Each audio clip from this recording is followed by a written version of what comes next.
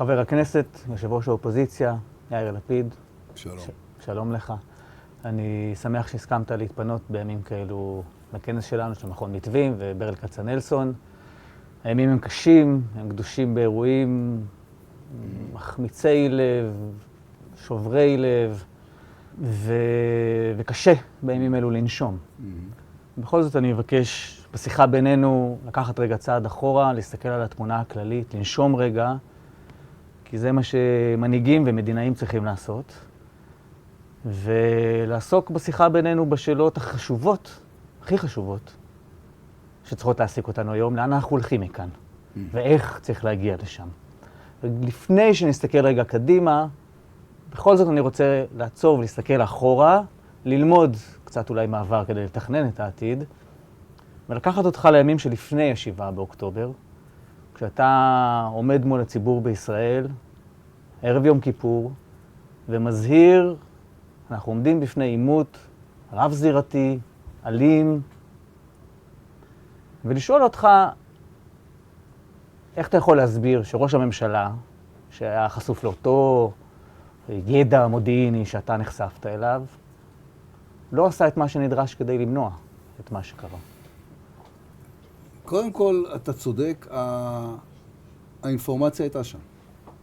זאת אומרת, זה היה מעניין, אני באתי לצוות תקשורת שלי, אמרתי, אני הולך לעשות הצהרה על הנושא הביטחוני, והם אמרו לי, את מי זה מעניין עכשיו? יש מהפכה משפטית, יש זה, אין לזה שום קשר. אמרתי, אנחנו מוכרחים, אתם לא מבינים, באתי עכשיו, בדיוק חשבתי על החומר, אנחנו בדרך לעימות. עד הרגע האחרון הם ניסו לשכנע אותי לא לעשות את ההצהרה הזו. זה היה בחומר. זה לא היה דרך להתעלם מזה מרגע שעברת על החומר ברצינות ומתוך, אתה יודע, זה סוג של ניסיון נרכש איך לקרוא את החומרים המודיעיניים. ההסבר היחיד והנורא שלי לאיך זה שראש הממשלה לא עשה כלום למרות שהחומר היה שם, זה שהוא לא היה פנוי לזה כי הוא היה עסוק בעניינים אחרים. וזה, מאיפה מתחילה הטרגדיה? ברור שאתה צריך ראש ממשלה שזה עיסוקו. יש משהו שסובבתי בראש 1000 פעם מאז, אולי יותר, וזה השאלה אם אני הייתי ראש הממשלה בתקופה הזאת, האם הייתי רואה? ואני חושב שכן, מפני שאני, בנט, היינו ערניים, הייתה בנו יראת כבוד, ויש בנו יראת כבוד. עסקנו בזה כל הזמן בזהירות ובעיניים פקוחות, בלהסתכל על החומר, בלהבין את החומר, בלדעת שאנחנו לא מתעלמים מהצדדים הפחות טובים במציאות. הזכרת את בנט ואת השותפות ביניכם. יש משהו, אנחנו עדיין מסתכלים אחורה לתקופה שפעלתם ביחד, יש משהו שלמדת מאז ה-7 באוקטובר? שאמונות שהתערערו, תובנות חדשות שצמחו, אתה אומר, אוקיי, יש דברים שעכשיו אני חושב אחרת? הרבה מאוד. זה בכל הרמות. מהרמה האופרטיבית הכי בסיסית, שלמשל המושג גדר טכנולוגית ייקח לו הרבה שנים עד שהוא יחזור לחיינו. יש לזה השלכות מדיניות.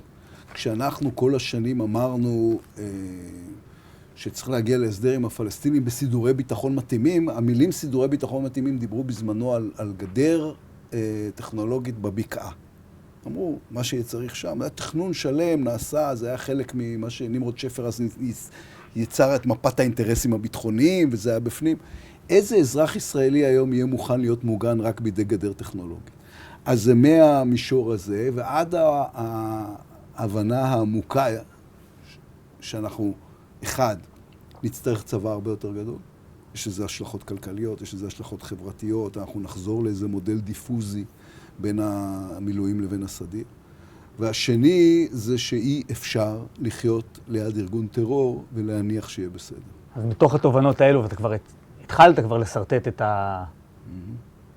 המציאות של היום שאחרי, אצלנו במכון לפחות חושבים באופן הזוי שכדאי להגדיר לאן אתה רוצה ללכת, ואז לתכנן את הדרך לשם.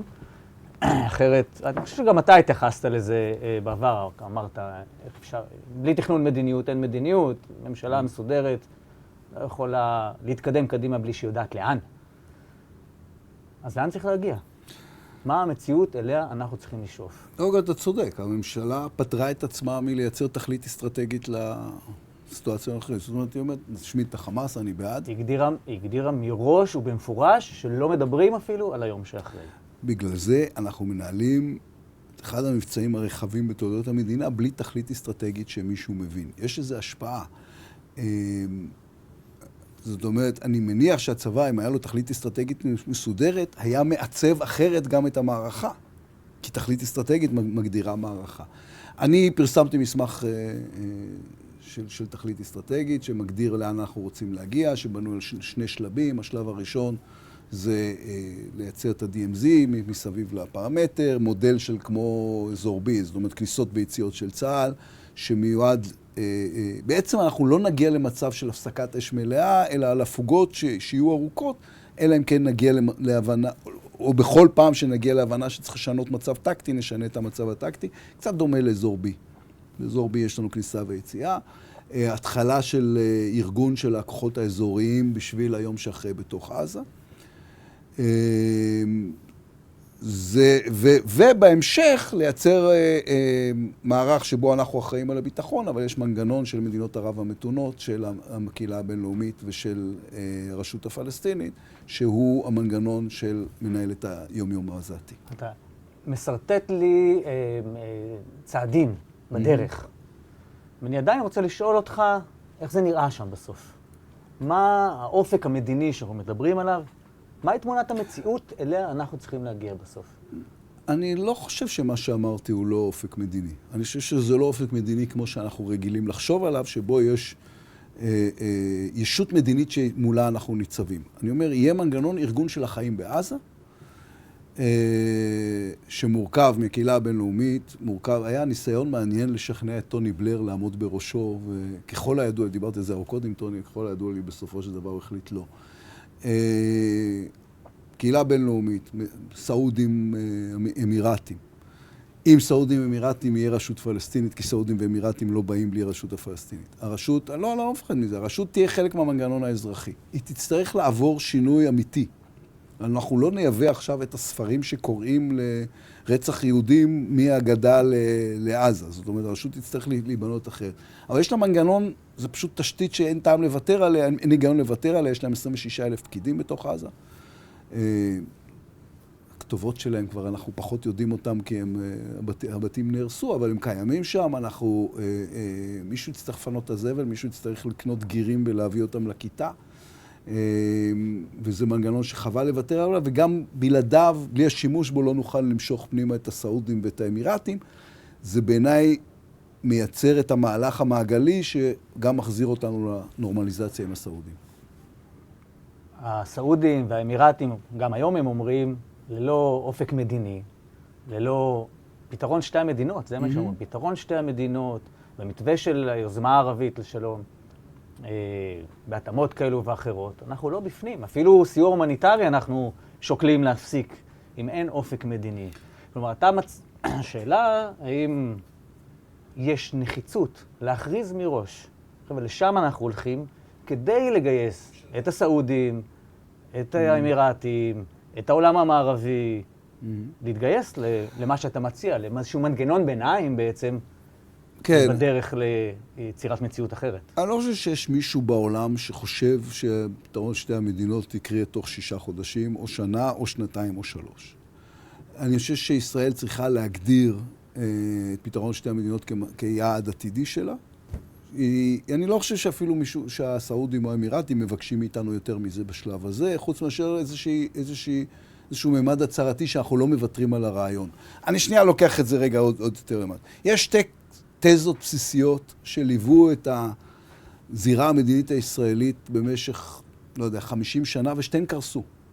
וזו התזה של השמאל שאמרה, חתימה על מסמך או על הסכם שלום עם הרשות הפלסטינית תוביל לסוף הקונפליקט. לא יהיה סוף הקונפליקט. התנועה הלאומית הפלסטינית מעולם לא קיבלה אותנו, ולעולם לא תקבל אותנו, הם רוצים שלא נהיה פה.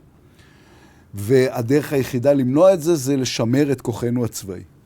והתזה של הימין שאומרת שאפשר לנהל את הסכסוך לנצח בלי לנסות שום צעד לעבר הפתרון שלו, ראינו איך זה נגמר. התזה של המרכז לצורך העניין ונדמה לי ששני אנשי מרכז משוחחים פה, גם עם הווריאנט המפלגתי, לא חשוב איפה הוא נמצא. התזה של המרכז אומרת, אנחנו צריכים כן להגיע בסופו של דבר לשתי מדינות. שתי המדינות האלה לא יהיה סוף לסכסוך ביניהם באופן טוטלי, כי לא תהיה הסכמה בשאלת ירושלים, כי לא תהיה הסכמה בשאלת זכות השיבה. יהיה סדרה של בעיות, והם יהיו שתי מדינות שיש ביניהם קונפליקט. יש הרבה מדינות בעולם שיש ביניהם קונפליקט. הדרך העדיפה לנהל את הקונפליקט הוא בין מדינתי. זה פשוט דרך טובה יותר לנהל את הקונפליקט, וזה התפיסה של המרכז. זה רחוק כרגע, זה יתרחק מאוד. זה יתרחק מסיבות אופרטיביות, זה יתרחק מסיבות מבצעיות, זה יתרחק מסיבות מדיניות, אבל לא צריך לוותר על זה. לו אתה ראש הממשלה עכשיו, בסיטואציה הזאת, איזה צעדים צריך לנקוט עכשיו כדי להתקרב לאותה תמונה? קודם כל, מה שאמרנו שנינו, צריך להגדיר מסמך של תכלית אסטרטגית למערכה, להגיד שלב א', כך וכך, וזה השלב הביטחוני, אבל שיהיה מסורטט כבר שלב ב' שבו כן הרשות היא חלק מהעניין, שיהיה מסורטט שלב ב' שאומר, זה יאפשר לנו לקיים איזשהו דיאלוג משותף בין הגדה לבין עזה, זאת אומרת, אתה מדבר עם גוף אחד, והגוף הזה נוגע בגדה ובעזה, זה כבר הכניס אותנו, אלא אם כן יקרה נס פיזיולוגי כבר לתקופה של אחרי אבו מאזן. אני אומר מה אני רוצה. זה מה שתפקידה של מדינה להגיד מה היא רוצה בכלכלה, מה היא רוצה בביטחון ומה היא רוצה במדיני. כרגע ממשלת ישראל לא עושה אף אחד מהדברים. לקראת סוף השיחה בינינו, אני רוצה שוב לחזור לאותו ערב יום כיפור. ואתה הזהרת מפני עימות רב זירתי, ואמרת שבעבר ישראל ידעה מה לעשות כדי להשיב את השקט. והדגשת בעיקר אמצעים צבאיים. סגר, מודיעין, שילוב כוחות, עיבוי כוחות. האם אחרי ה7 באוקטובר, כאשר אתה חושב, שוב פעם, הזכרת כבר מה למדת מה7 באוקטובר, על הביטחון של ישראל, מה יכול להשיב את קיבוץ גבים שמתארח היום במזרע לביתו, את תושבי קריית שמונה, את תושבי שדרות, ניר עוז, בארי, הביתה? מה הם מרכיבי הביטחון ההכרחיים? מהי תפיסת הביטחון המעודכנת לצורך העניין שלך? תפיסת הביטחון המעודכנת היא דווקא תפיסת הביטחון הקודמת, שאומרת שבין האויב ליישובים יש גב, הם תמיד רואים גב של חיילים. כשהיישובים מרימים את מבטם לעבר הגבול, הם רואים גב של חיילים שעומדים בינם לבין האויב. אנחנו נצטרך צבא מעובה, אנחנו נצטרך להרחיק ארגוני טרור מהגבול, זה נכון גם לגבי הצפון וגם לגבי הדרום. אנחנו כנראה לא נספיק לדבר על זה הפעם, אבל חלק מהבעייתיות כיום זה שפינו את כל יישובי הצפון למול איום שיכול להישאר ככה הרבה מאוד זמן ואין שום מתווה להחזרתם. ממשלה סבירה מגדירה להם מתווה שאומר, הנה 3 התסריטים שבהם אתם חוזרים הביתה, ואין תסריט שבו אתם לא חוזרים הביתה. ישבתי עם ראש עיריית קריית שמונה, שאמרו לו שמפזרים את תושביו, לא אמרו לו כל כך לאן, וגם לא באמת הסבירו לו למה. אז אני אומר, אנחנו נצטרך צבא הרבה יותר גדול. הצבא הזה יצטרך להיות, מודל המילואים יצטרך להיות אחרת. המודל של מהו גבול יצטרך להיות שונה. זה עולם שלם של תפיסות מבצעיות שהולך להשתנות, ואנחנו נצטרך להגדיר את חיסול החמאס ואת החלשת כוחו של החיזבאללה. אני לא רואה חיסול של חיזבאללה כי הוא מדינתי, הוא היום ארגון מדינתי מלא, להבדיל מחמאס, בתור מטרות על של הביטחון הישראלי. הזמן קצר, לצערי, עוד לא נגענו בתפקיד ארצות הברית, במקומה של ישראל בעולם כחלק ממאבק גלובלי, בתהליכי הנורמליזציה, תפקידה של ההתארגנות האזורית אל מול איראן. יש כל כך הרבה נושאים שאנחנו נצטרך לשמור לשיחה הבאה שלנו. זה טוב שיש כנס שתוכלו להמשיך. אז אנחנו נוכל להמשיך ולגעת גם בהם, ואני מודה לך מאוד. תודה רבה. יושב ראש האופוזיציה, חבר הכנסת יאיר לפיד. תודה רבה, שיהיה כנס מוצלח. תודה רבה.